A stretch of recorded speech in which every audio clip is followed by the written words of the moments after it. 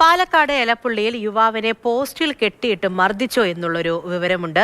ഒഗരമ്പള്ളം സ്വദേശിയായ വിപിനാണ് മർദ്ദനമേറ്റത്. സംഭവത്തിൽ വിപിന്റെ സുഹൃത്തുക്കളും നിരവധി കേസുകളിലെ പ്രതികളുമായ 2 പേരെ കസബ പോലീസ് അറസ്റ്റ് ചെയ്തിട്ടുണ്ട്.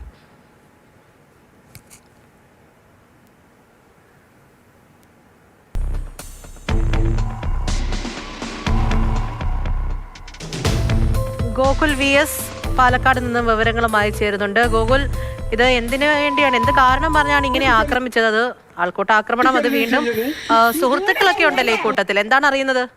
3 പേര് സുഹൃത്തുക്കളാണ്. ഈ തല്ലുകൊള്ളുന്ന ആളും അതോടൊപ്പം തന്നെ മർദ്ദിക്കുന്നവരും ഒരു കാലത്ത് സുഹൃത്തുക്കളായിരുന്നു. ഇതിൽ കേസിലെ പ്രതിയായ ശ്രീകേഷിന്റെ വീട്ടിൽ കുറച്ച് നാളുകൾക്ക് മുൻപ് ഒരു പ്രശ്നമുണ്ടായി, ഒരു സംഘർഷമുണ്ടായി.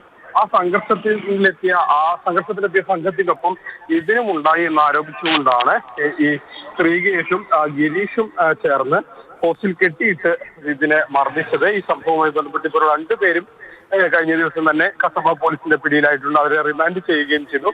ഇത്തരത്തിൽ സാമ്പത്തികമായ ചില ഇടപാടുകളാണ് ഈ സംഘർഷത്തിന്റെയൊക്കെ തുടക്കം എന്നുള്ളതാണ് മനസ്സിലാക്കാൻ കഴിയുന്നത്. ഏതായാലും ഇതുവരെയും ഈ പ്രതികളായ 2 പേരെയും പോലീസ് കസ്റ്റഡിയിൽ എടുക്കുകയും പിന്നീട് റിമാൻഡ് ചെയ്യുകയും ചെയ്തു.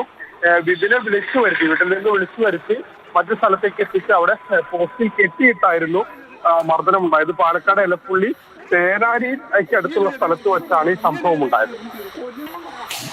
ശരി, ആക്രമണത്തിന്റെ ദൃശ്യങ്ങൾ കൂടിയാണ് ഇപ്പോൾ കാണുന്നത്. മുൻപുള്ള തർക്കമാണ്, അത് വീണ്ടും ഇങ്ങനെ ഈ രീതിയിലുള്ള ആക്രമണത്തിലേക്ക് പോവുകയായിരുന്നു. ഗോകുൽ VS ആണ് വിവരങ്ങൾ നൽകിയത്.